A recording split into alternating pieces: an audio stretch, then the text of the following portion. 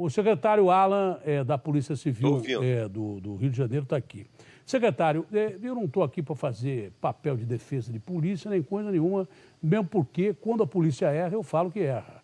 Mas a ONU faz pressão para que seja investigado o caso do Rio de Janeiro. Não precisa a ONU vir aqui fazer pressão em cima da gente. A polícia é altamente transparente. De uns tempos a essa parte tem sido muito mais do que era antes.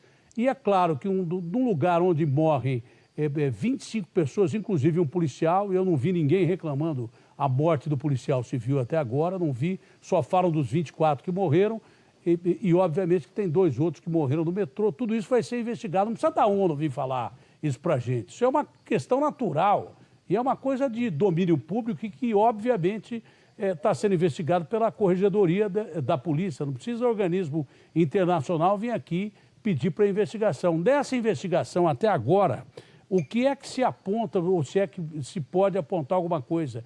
Desses 24 caras que se diz suspeitos que morreram, esses caras têm evidente participação com o crime e reagiram com aquelas armas que a gente viu, com fuzis e tudo mais, ou não, secretário? O senhor pode falar que tem uma distância de retorno aí? Pode falar, pode ficar à vontade, secretário. Boa noite, Datena. Boa noite a todos. Essa operação ela tem 10 meses de investigação. A polícia ela trabalha com dados de inteligência, por exemplo, que naquela comunidade tem traficantes armados. A investigação vem em seguida e mostra quais as casas que eles estão se escondendo, onde estão a droga, onde estão as armas. E a gente, durante esses 10 meses, nós buscamos todas essas informações. Nós montamos uma operação com mais de 200 homens. E os mandados de prisão de 21 traficantes que aliciavam crianças era super recente, tinha 2 dias esses mandados. Então foi uma operação planejada, uma operação programada. E durante a operação, logo no início, a gente teve imagens de uma emissora da TV dando conta daqueles traficantes invadindo a casa de um morador e escondendo armas na sua caixa d'água. Naquele momento, Datena, a Polícia Civil tinha 2 baleados e um policial e um terceiro baleado na cabeça que chegou morto no hospital. Esse era o retrato que a gente tinha. Naquele momento ali, a gente tinha de um lado uma facção criminosa determinando que seus soldados do tráfico resistissem à polícia, porque quem se conhece uma operação policial sabe que eles atiram para fugir. Mas ali não, mas ali eles sustentaram o tiroteio, mataram o policial e durante um bom tempo a gente teve muita dificuldade de penetração. De um lado estava uma facção criminosa, de outro estava o Estado. Eu estava assistindo na TV e como cidadão torcia para que a polícia conseguisse progredir, para que as pessoas tivessem a certeza de que o tráfico, que essa facção criminosa, por mais que ela se arme, ela nunca vai poder enfrentar o Estado. O Estado sempre vai ser mais forte do que eles. Então, durante essa operação, nós tivemos 40 pontos de troca de tiro. E em 10 deles com evento morte. Eu vou lhe atualizar um dado, Datena, agora ao vivo. Não são 24 mortos, já são 27 mortos nos confrontos. E nesses 27, Datena, 26 com antecedentes criminais. Então, não são cidadãos que foram feridos numa ação errada da Polícia Civil. Foram criminosos, traficantes, com passagem na polícia, que resistiram porque eles recebem ordem de resistência. E por que eles recebem essa ordem? Porque existem líderes dessa facção, politizados, com acesso às mídias sociais, que dizem para seus traficantes resistirem, porque isso gera um desgaste para a polícia e evita que eles voltem nas suas comunidades. Então essa é muito mais que uma operação. É uma luta do Estado contra uma facção criminosa. E se eles resistiram, se eles tiveram a ordem de resistir, os responsáveis por essas mortes são seus líderes traficantes e não a polícia que efetuou o seu papel. O que a gente lamenta é a morte do policial, a gente lamenta o ferimento dos inocentes e lamenta também a morte desses bandidos que têm que, ao invés de fugir, bancar uma troca de tiros com a polícia para não ser mortos na mão dos seus líderes. Então é um dia que não há que se comemorar, mas há que se ter um divisor de águas. De um lado está o Estado, de outro lado está as pessoas de bem pela Polícia Civil. E as pessoas têm que decidir de que lado eles querem ficar.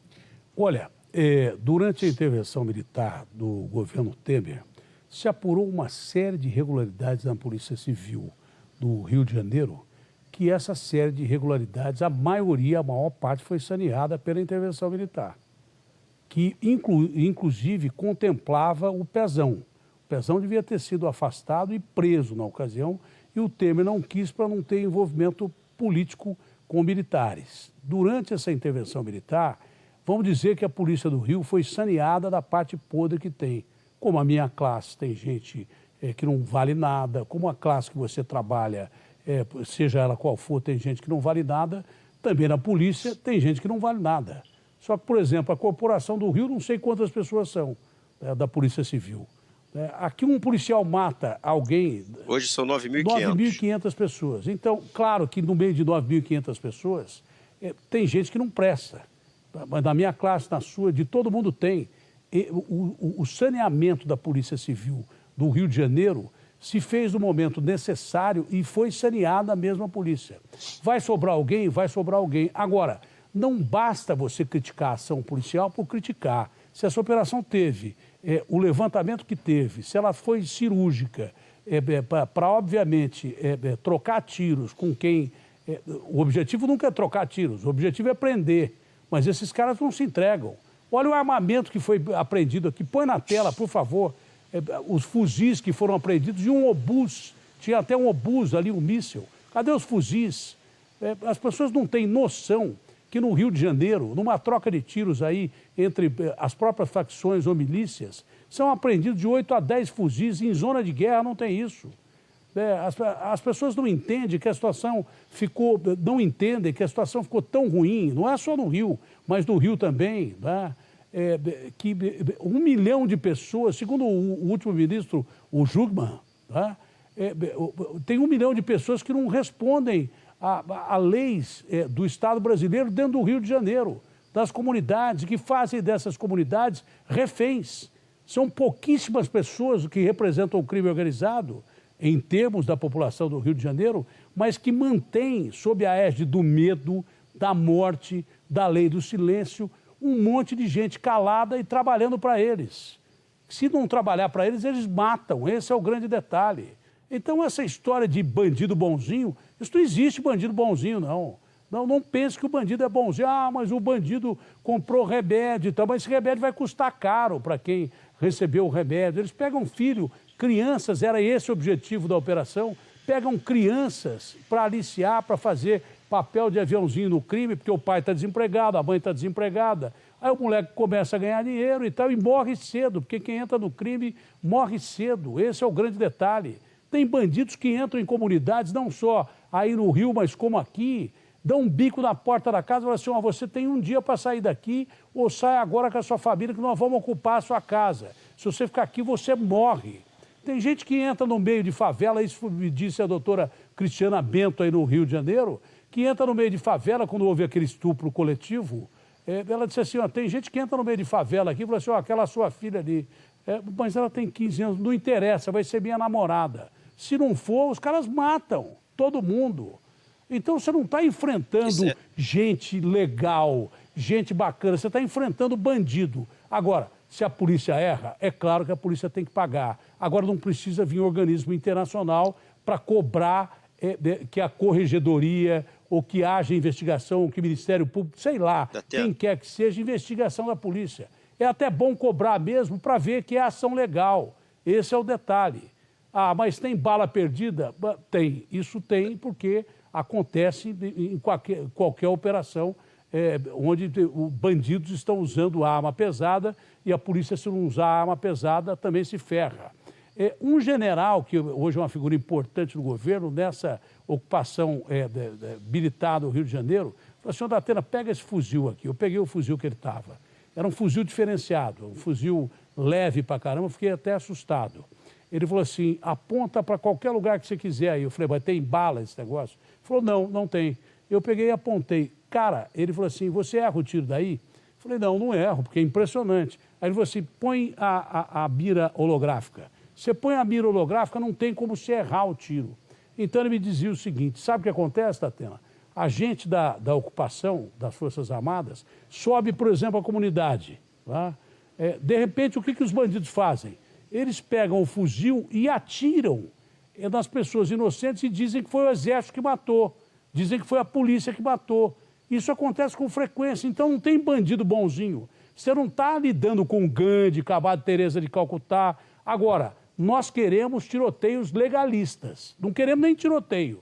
Mas se houver tiroteio, a gente quer tiroteio legalista. Ninguém quer esquadrão da morte. Nem a polícia quer isso, porque a confusão é muito grande. Entendeu? Mas quando os caras metem bala na polícia, você vai fazer o quê? O que você vai fazer?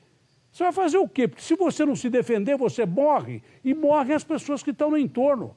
Porque você viu ontem um monte de policial que é tratado como se fosse criminoso, separando criancinha, brincando com criancinha e tiro de fuzil comendo solto, eles separando as crianças, tirando as crianças da linha de tiro. Tem essa imagem aí das criancinhas sendo separadas e o policial brincando para que elas não sofressem tanto com aquela barulheira e que, inclusive, fossem defendidos por eles, policiais. Então, não é assim que funciona, tem que ter calma. Tem que ter calma e óbvio que a polícia vai apurar. Tem gente morta pra caramba, a polícia vai apurar. É claro que vai apurar. E é até bom que apure para provar a inocência, para as pessoas não ficarem falando besteira. O que eu não gosto é que tem interferência pra caramba de um organismo internacional dentro do Brasil. Direitos humanos, você é contra da Datena? Não, não sou contra direitos humanos, pelo contrário. Mas eu sou a favor do direito do humano vítima, que morre e ninguém vai atrás. Morre o pai de família, morre o filho, não vai de direito humano nenhum procurar saber como é que está o filho, o pai, o policial. Eu não ouvi uma matéria sensível a respeito, ninguém foi saber da família do policial que morreu. Ninguém foi saber, quem foi? Eu não vi uma matéria, nem nós fomos saber. Eu não sei como é que está a família do policial que morreu. Entendeu? Eu não estou aqui para defender polícia, mas com certeza eu estou aqui para não defender bandido. Você pode ter certeza. Mas sou a favor de tudo dentro da lei, de uma forma legalista. Bandido não, bandido age fora da lei, ele atira em quem ele quer. Bandido, outro dia aqui, deu um tiro numa cervical de um menino, que acho que ficou paraplégico, para poder fugir. É isso que eles fazem, eles atiram a esmo. A polícia não pode fazer isso. Esse é o grande detalhe.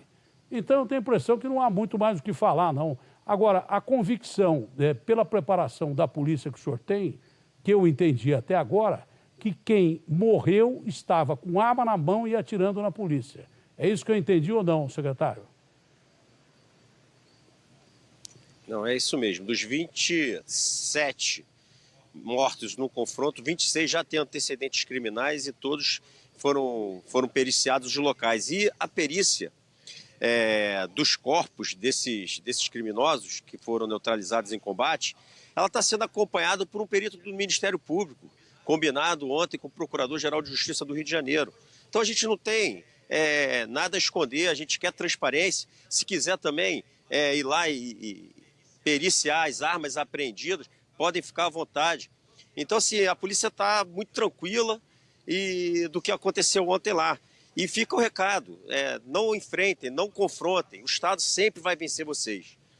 Secretário, de minha parte, muito obrigado, um abraço grande, uma ótima noite ao senhor, secretário. Obrigado a você, Datena, pela oportunidade de explicar aí a nossa operação.